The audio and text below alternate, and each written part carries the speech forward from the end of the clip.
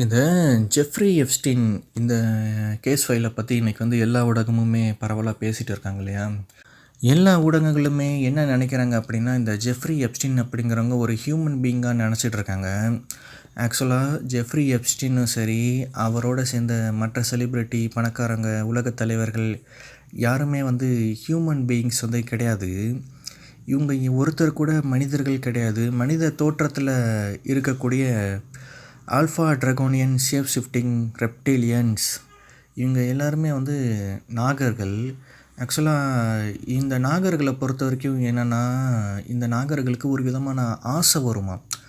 இந்த மனித பெண்களை அனுபவிக்கணும், என்ஜாய் பண்ணணும் அப்படிங்கிற ஆசை இந்த ஆல்ஃபா ட்ராகோனியன் ஷேப் ஷிஃப்டிங் ரெப்டிலியன்ஸ்களுக்கு வருமாமா.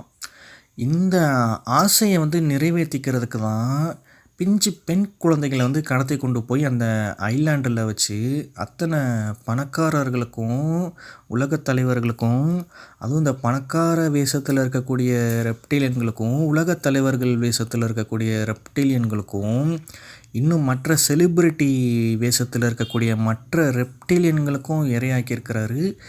இதுதான் உண்மை. இவங்க எல்லாருமே நாகர்கள், ரெப்டிலியன்ஸ். இவங்க எல்லாருமே மனிதர்கள் கிடையாது. ஓகேவா? மனித தோற்றத்தில் இருக்கக்கூடிய நாகர்கள். எல்லா ஊடகங்களும் இவங்க எல்லாருமே மனிதர்களாக தான் நினச்சிட்டு இருக்காங்க. இன்னும் இவங்க ரெப்டிலியன் அப்படிங்கிற விஷயம் இன்னும் ஊடகங்களுக்கு ரீச் ஆகலை. ஒரு சில ஊடகவாதிகளுக்கு தெரியும், இதை பற்றின நாலேஜ் உள்ளவங்களுக்கு தெரியும். இதை பற்றின நாலேஜ் இல்லாதவங்களுக்கு இவங்க எல்லோரும் மனிதர்கள்னு நினச்சிட்ருக்காங்க.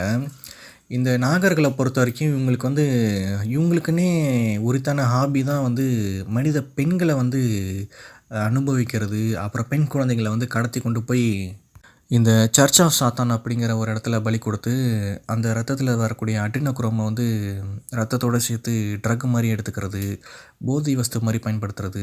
அப்புறம் இவங்க இந்த மனிதர்களை குக் பண்ணி சமைச்சு சாப்பிட்றது. இது எல்லாமே இந்த ரெப்டிலியன்களுக்கே உண்டான ஹாபி. இதை மற்றொரு மனிதன் மற்றொரு மனிதனை கொல்றதுக்கு தயங்குவான்.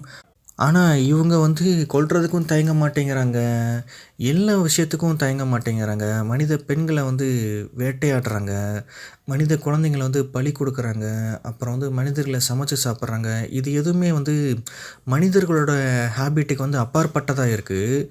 ஏன்னா இதெல்லாம் ஃபோக்கஸ் பண்ணும்போது இவங்க யாருமே மனிதர்களாக இருக்கிறதுக்கு வாய்ப்பே கிடையாது, துளி கூட கிடையாது. இவங்க எல்லாருமே ஆல்ஃபா ட்ராகோனியன் ஷேப் ஷிஃப்டிங் ரெப்டிலியன்ஸ். இந்த நாகர்கள் எல்லாம் சேர்ந்து மனிதர்களை இப்போது வேட்டையாடிக்கிட்டு இருக்காங்க. இதுதான் உண்மையே.